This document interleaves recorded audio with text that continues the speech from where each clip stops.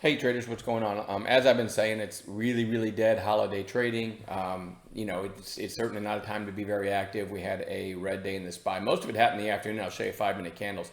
That was the close, the 20 minutes before the close. So kind of an ugly close, but all things considered, we're probably ending the year. Tomorrow's the last day. Sitting at all time, right next to all-time highs. So pretty strong market, but again, not a great trading market right now just because of the holidays. You can see the really low volume lately.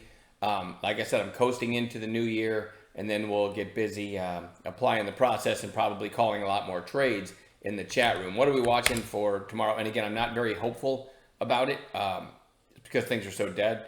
And if you notice today, there's sort of some end of year weird stuff, right? Where funds are just piling in or piling out, whatever. Like I'm gonna show you NEO, for example. Look at that daily candle, NIO. And I mean, this thing didn't even get into what we call the fives buy zone until the afternoon almost. I mean, touched it there and here, but that is just crazy, crazy strong. And that to me is sort of the footprint of a fund just piling in. So we'll see. But anyway, that's actually on the watch list tomorrow. So there's end of year stuff going on too. I think where funds are kind of manipulating things so they're not trading that normally. I could be wrong, but that's kind of how I feel about it.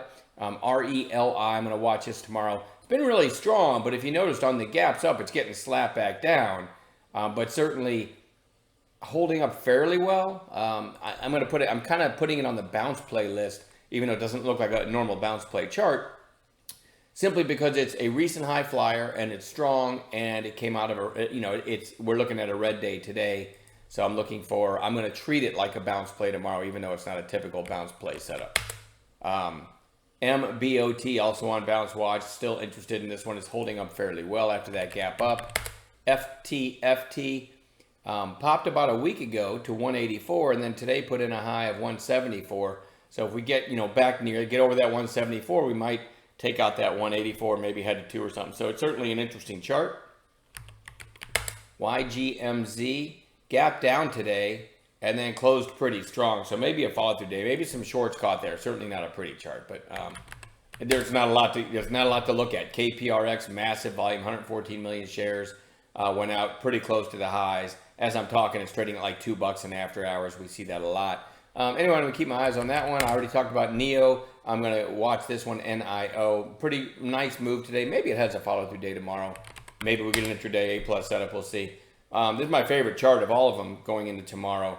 SPRB, which popped to 580 back here, put in a lower high, 504 a few days ago, and then kind of broke that today briefly. So today's high 530. But anyway you slice it, nice pop back here on big volume and kind of flagging. So my favorite chart going into tomorrow. FTK, I don't know. It's a weird chart. It's been running for 3 days, but it's holding up pretty well. So a lot of volume the last few days. Don't love it, but I could hardly find anything to put on the watch list because things are so dead. OCDX gapped up the other day, topped out right at the half, 2150, pulled back and it's curling back up, maybe over 2150. If I show you 5-minute candles from today, it got close to that and then flagged all day. So you're kind of building some support between 2120, 2140. So the 50 break becomes a little bit more interesting. Maybe looking at it on 15 to kind of show you that too. You see the 15-minute cup and handle, almost an inverse head and shoulders. So interesting one, over 2150.